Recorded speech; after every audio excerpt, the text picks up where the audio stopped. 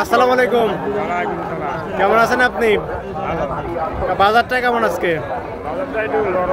বাজার নরম না? বাজার নরম হওয়ার কারণ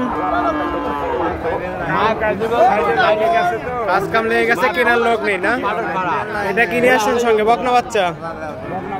এটা কি জাতের বকনা বাচ্চা হবে কাকা? হলস্টিয়ান ফ্রিজিয়ান বকনা বাচ্চা। এটার বয়স কতদিন?